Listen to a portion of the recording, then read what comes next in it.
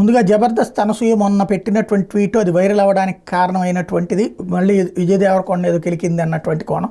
ఇదే దూరపు కొండలు నూనె అనేది అదే ఆమె అతను ఉద్దేశించినా కాదు తెలియదు, అది పక్కకి వెళ్ళిపోయింది.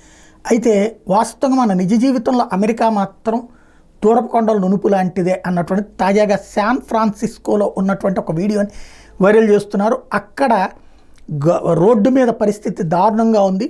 వీధిలో సగానికి పైగా అడుక్కునే వాళ్ళు, మానసిక రోగులు, డ్రగ్స్ బానిసలు కనబడుతున్నారు అన్నటువంటి.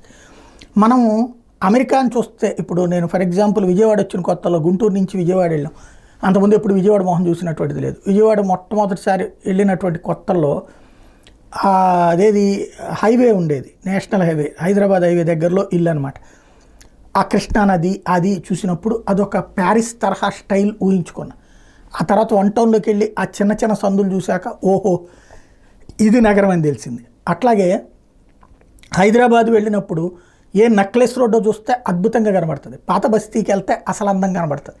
అట్లాగే అమెరికా భవనాలను చూస్తున్నాం మనం, దాని వెనకాల ఉన్నటువంటి బానిసత్వం అన్నటువంటి పాయింట్ని మనం నమ్మట్లేదు, పట్టించుకోవట్లేదు. కాకపోతే అక్కడ రెండో కోణంలో కూడా ఉంది అన్నటువంటిది నిజంగా అనుభవం ఉన్నటువంటి వాళ్ళు నిజాయితీగా చెప్తుంటారు.